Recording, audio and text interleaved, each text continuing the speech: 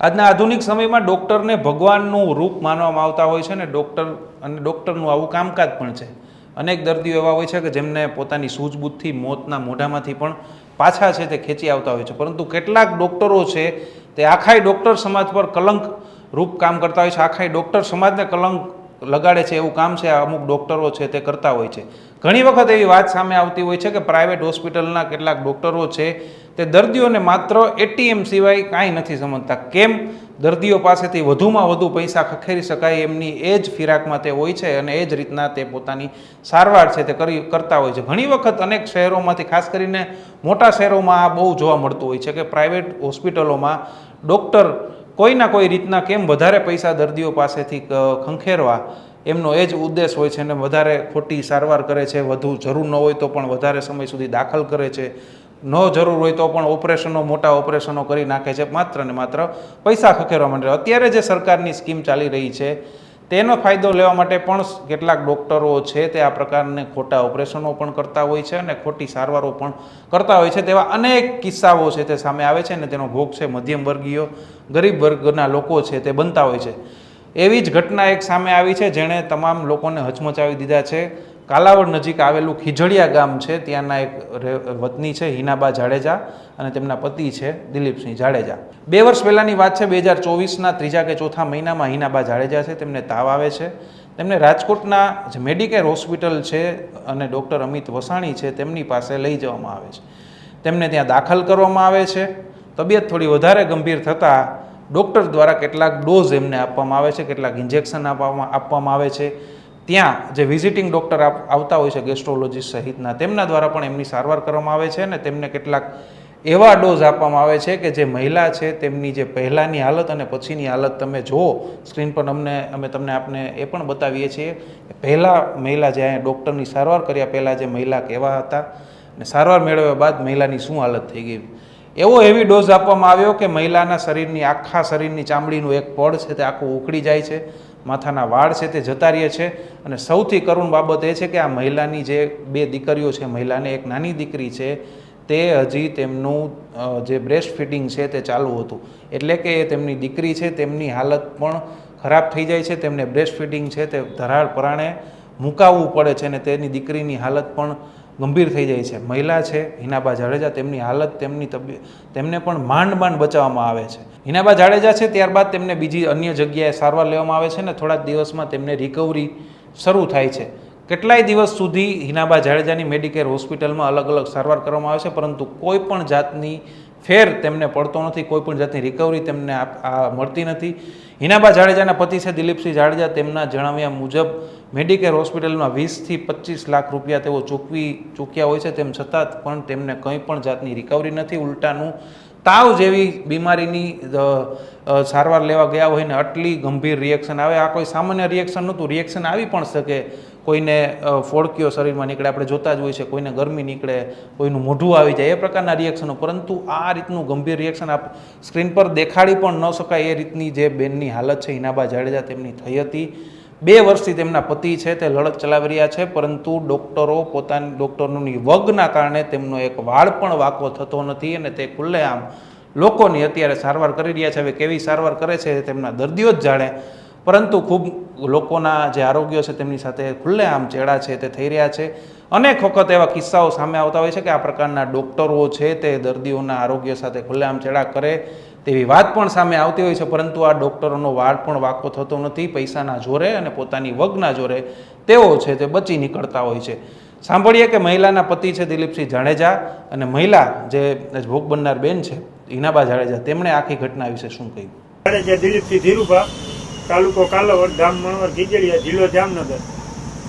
અમે તાવ આવવાથી મારા વાતને લઈને હું દાખલ થયો હતો મેડિકેર હોસ્પિટલમાં, બાલાજી હોલની બાજુમાં. ડૉક્ટરનું નામ અમિત વરસાણી સાહેબ.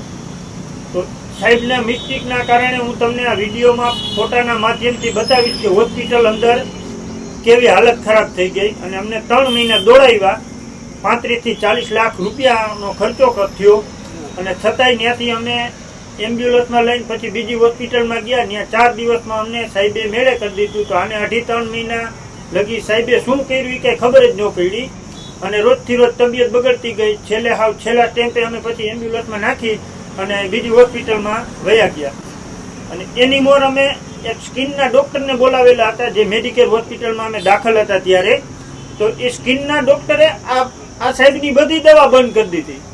9-10 જાતની દવા હાલતી હતી. હું અભણ છું, મને વાંચતા નથી આવડતું, પણ 10 જાતની દવા ચાલુ હતી. 10 જાતની દવા બંધ કરી દીધી સ્કિનના ડૉક્ટરે, આ મેડિકેર હોસ્પિટલના ડૉક્ટરને. પછી અમને સાંજે ખબર પડી કે આ સાહેબને કાંઈ ખબર નથી પડતી, એટલે એના કારણે અમે પછી લગભગ અઢીક મહિના થવા આવ્યા છે. પછી અમે બીજી હોસ્પિટલમાં એમ્બ્યુલન્સમાં લઈને વયા ગયા. ત્યાં અમને 4 દી સારવાર આપી સાહેબે, અને 4 દી અમને છૂટા કરી દીધા. તાવ હતો, ખાલી ફક્ત તાવ જ હતો. હવે આ રહે, તમે જોવો જ છો.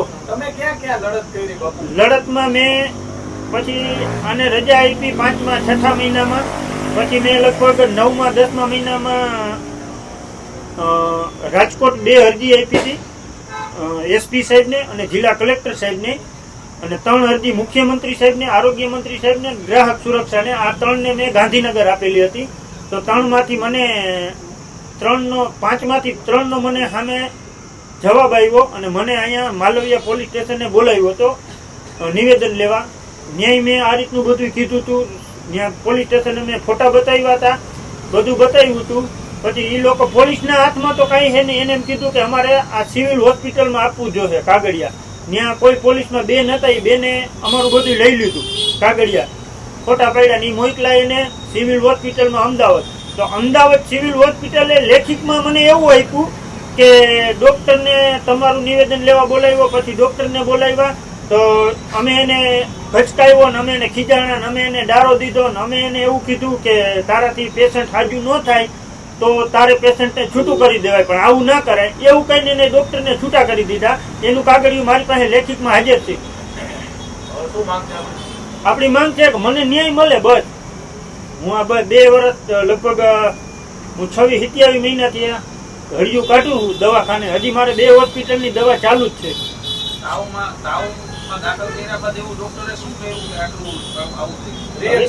રિએક્શન હવે એ તો હું અભણ છું, આપણને કઈ ખબર નથી. પણ આખી ચામડી ઉતરી ગઈ. હું તમને ફોટા હમણાં બતાવું છું, ફોટા પણ વિડીયોમાં બતાવું છું. ફોટા પડ્યા છે. આખું ચામડું ઉતરી ગયું. બધાય માથાના વાળ વયા ગયા, 20 નખ વયા ગયા, બધું વયું ગયું હતું. એને આ દવાને એને એ તો એવું નહીં, એ કાંઈ ન કહી શકે ડૉક્ટર. અમે એને મેં પૂછ્યું હતું કે સાહેબ શું કારણથી છે, તો એને એવું કીધું તમારે હાજા થઈ જાય એથી જોવાનું છે ને. પછી અમે કાંઈ એમાં બહુ, ને અમે ખેડૂત માણસ છે અને નાના માણસને કોઈ જવાબ ના દઈએ.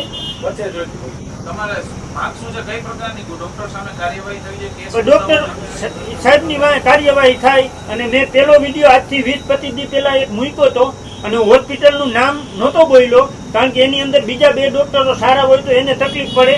એટલે હું પેલો વિડીયો, પણ આજે એનો મને કાંઈ ન્યાય ન મળ્યો. એના કારણે હું આજે આ વિડીયો ખુલે આમ બધું હોસ્પિટલનું નામ જ દઈ દીધું. મેડિકેર હોસ્પિટલ બાલાજી હોલની બાજુમાં અમિત વરસાણી સાહેબનું નામ છે, અને મને ન્યાય મળે. બસ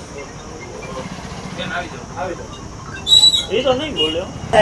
દિલીપસિંહ, મને તાવના કારણે રાજકોટ દાખલ થયા હતા.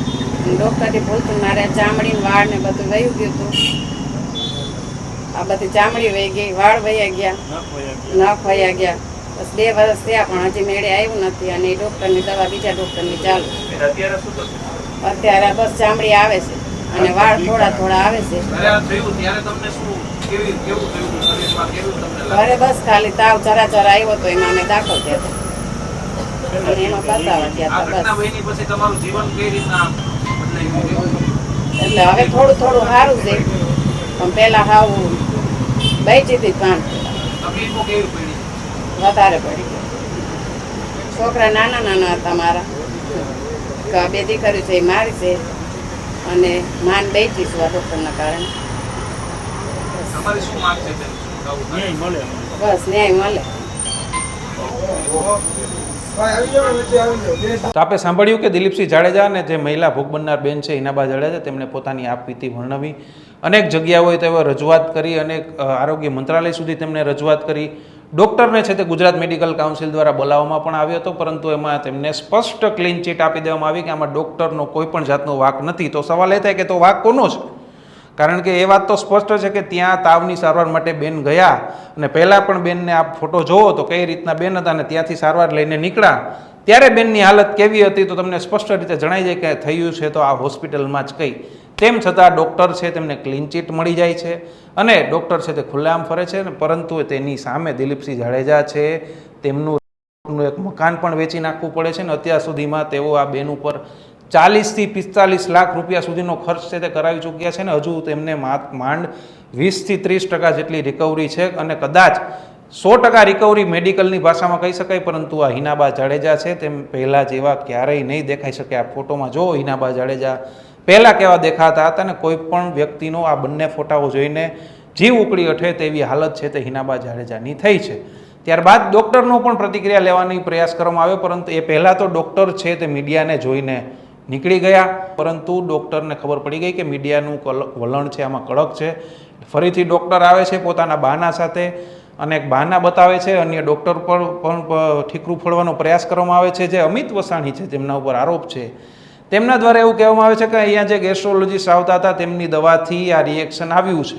ત્યારે તેમના જ એક પાર્ટનર બીજા ડૉક્ટર છે તે આખી વાતને નસીબ ઉપર ઢોળી દે છે કે આ તો નસીબની વાત છે, કોઈક દર્દીને રિએક્શન આવી પણ જાય એ તો એમના ને અમારા નસીબ. આવું નિવેદન, આવું હાસ્યાસ્પદ નિવેદન છે તે ડૉક્ટર જે આ હોસ્પિટલના માલિક છે, જે જવાબદાર છે, જેમની સારવારથી આ મહિલાને આ પ્રકારનું રિએક્શન આવ્યું છે અને આ સામાન્ય રિએક્શન નથી. રિએક્શન વર્ડ સાંભળવામાં ખૂબ નાનો લાગે પરંતુ તેમને જે પ્રકારનું ગંભીર રિએક્શન આવ્યું છે મહિલા જે હિનાબા જાડેજા છે તેમને અમારી સાથેની વાતચીતમાં એવું પણ કીધું કે તેમને મરવાના પણ વિચાર આવ્યા હતા પરંતુ તેમની નાની દીકરીની સામું જોઈને તેમને આ પગલું ન ભરવાનું નક્કી કર્યું કારણ કે તેમનું જીવન છે તે હવે જીવવા જેવું નથી રહ્યું, માત્ર તેઓ દિવસો કાઢી રહ્યા છે તેવી પણ તેમને વાત છે તે અમારા સમક્ષ છે તે કરી હતી પરંતુ કોઈ પણ પ્રકારની કાર્યવાહી છે તે થઈ નથી.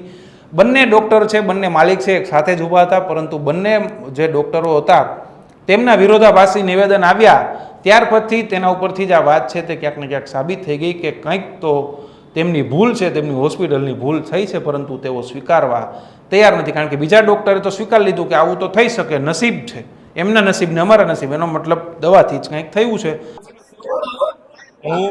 મારું નામ ડોક્ટર અંકુર વરસાણી છે. હું આ હોસ્પિટલમાં અમિત સાહેબની ભેગો પાર્ટનર છું.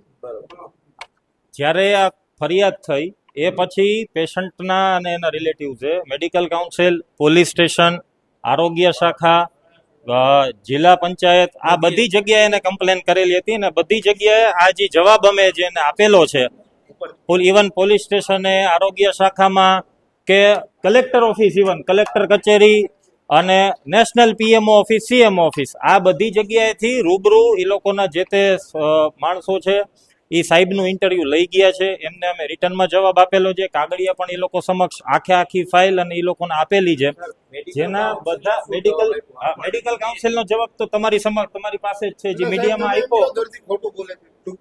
ના, દર્દી ખોટું નથી બોલતું, દર્દી પીડાણું જ છે, દર્દી પીડાણું જ છે, એમાં કોઈ જો અમે સ્વીકારી છીએ પણ અમારા વાકને લીધે, એક મિનિટ ઉપર, અમારા વાકને લીધે પીડાણું એ વાત તદ્દન ખોટી છે. બરોબર, જે જરૂરી નથી ને કે બેદરકારી કોઈની નથી, એ મારા અને દર્દીના નસીબ. રિએક્શન તો ભાઈ મને આવી શકે, તમને આવી શકે, બરોબર છે. અમારા વાકને લીધે રિએક્શન આવ્યું એ વસ્તુ ખોટી છે. જો અમે પેલી વસ્તુ રિએક્શન આવ્યું, બેનને પીડા થઈ એ વસ્તુ હકીકત છે, બરોબર, પણ અમારા વાકને લીધે આવ્યું આ વસ્તુ ખોટી છે. કોઈની બેદરકારી નથી, બરોબર છે, કોઈની બેદરકારી. હા, પણ દર્દી હેરાન ન થાય એ તો એક ના, એની ભૂલ છે એવું નથી કીધું. દવા એમને ચાલુ કરવાની છે, દવા એમને ચાલુ કરી. જો દવાથી રિએક્શન આવવું એ બોડીની તાસીર ઉપર હોય. એમને એક ઓલું કહેવાય ને કે MTCD એટલે એને વાનો એક રિપોર્ટ પોઝિટિવ આવ્યો. એ લોકોને સામેથી અમે 2 વાર કીધું હતું કે જટિલ વસ્તુ જે આપણે જેટલા ઓપિનિયન લેવા પડશે એટલા લેશું. અમદાવાદી નહોતા જતા તો અમે સામેથી કીધું કે ભાઈ આપણે અમદાવાદ ઓપિનિયન લઈએ. બીજી વસ્તુ, પેશન્ટના સગા છે જે અમુક તો એના જેવું છે કે અમારા સગા છે, એના સગા પોતે એમ કે છે કે ના ભાઈ આ લોકો ઓલું કરે છે. હવે જે વસ્તુ મારે ના બોલવી જોઈએ કેવું પડે. પેશન્ટના હસબન્ડ છે એ દારૂ પીને અમને ફોન કરીને ધમકાવે છે. આ તો ઓલું કહેવાય કે અમારી પાસે રેકોર્ડિંગ નથી એટલે એ મારો વાક, બરોબર ઈ અમે તો બિલ માંગ્યું ઈ એને પ્રોબ્લેમ હતો બરોબર છે ઈ તો જો ઓના જેવું છે કે ના અમારી હોસ્પિટલમાં 3 વર્ષ સુધી સારવાર નથી લીધેલી જો બીજી વાર જ્યારે દાખલ થયું રિએક્શન થી દાખલ થયું એની જે ટ્રીટમેન્ટ કરવાની હોય જેટલા ડોક્ટરને ટ્રીટમેન્ટ થવા દે જો અમારી પાસે આનાથી વધારે જવાબ દેવા માટે નથી બરોબર છે જેટલો ખુલાસો દેવાનો હતો એ અમે આપી ચૂક્યા છીએ બાકીનું પોલીસ સ્ટેશને જે જવાબ આપેલો છે એ મીડિયામાં અમે આપી દેશું બરોબર છે જે બધું ઈ અમે જેટલો જવાબ મેડિકલ કાઉન્સિલને જેટલો જવાબ આપેલો છે જેટલો જવાબ પોલીસ સ્ટેશને આપેલો છે એનો કાગળિયો પ્રેસ સમક્ષ પણ અમે રજૂ કરી દેશું એમાં બધી ડિટેલ્સ છે બરોબર એમાં આખી સારવારની બધી જ ડિટેલ્સ છે ઓકે હાલો જય શ્રી કૃષ્ણ આ પ્રકારનું ગંભીર રિએક્શન કોઈને તાવની સારવાર દરમિયાન આવ્યું હોય તેવા કિસ્સાઓ તો આપણે બહુ ક્યાંય જોવા નથી મળ્યા જો આવી જ રીતના નસીબની વાત હોય ને ડૉક્ટર કહે છે કે કોઈને પણ રિએક્શન આવી શકે તો આવા પહેલાં પણ કિસ્સાઓ ક્યાંય સામે આવી ચૂકે પરંતુ આવો કિસ્સો આટલું ગંભીર રિએક્શન સામે આવ્યો તેવો કિસ્સો કોઈ પણ જગ્યાએ સામે નથી આવ્યો તમામ મીડિયામાં આખી મેટર છે તે આજે આખો દિવસ ચાલી છે હવે જોવાનું રહેશે કે આરોગ્ય મંત્રાલય છે તે આમાં કંઈ પોતે સંજ્ઞાન લે છે ને ફરીથી કંઈ ડૉક્ટર ઉપર કાર્યવાહી કરવાનો કંઈ જે આદેશ આપે છે કે કેમ કારણ કે પરિવારની એક જ માંગ છે કે તેમને જે છે ન્યાય મળવો જોઈએ જેમની સાથે જે થયું છે ડૉક્ટરની ભૂલ ડૉક્ટરની બેદરકારીના કારણે તેમની ઉપર પણ કાર્યવાહી થવી જોઈએ ને તેમના પરિવારને ન્યાય મળવો જોઈએ કારણ કે જેના કારણે તેમના પરિવારની જિંદગી બરબાદ થઈ ગઈ જીનાબા જાડેજા છે તેમની જિંદગી બરબાદ થઈ ગઈ તે ડૉક્ટરો આવી રીતના ખુલ્લેઆમ ફરતા હોય ખુલ્લેઆમ લોકોની સારવાર કરીને લોકોના આરોગ્ય સાથે ચેડા કરીને બેફામ રૂપિયા બનાવતા હોય તે કોઈ પણ રીતનો ન્યાય નથી તેમની સામે કાર્યવાહી થઈ અને ન્યાય મળવો જોઈએ તેવી જ માગ છે તે આ પરિવાર કરી રહ્યા છે આગળના સમયમાં જોવાનું રહેશે કે આ પરિવારને ન્યાય મળે છે કે નહીં હવે જોવાનું રહેશે કે આ પરિવારને ન્યાય મળે છે કે નહીં પરંતુ એવી તેની શક્યતા ખૂબ ઓછી છે પરંતુ આશા રાખીએ કે આ પરિવારને કોઈ પણ રીતે ન્યાય મળે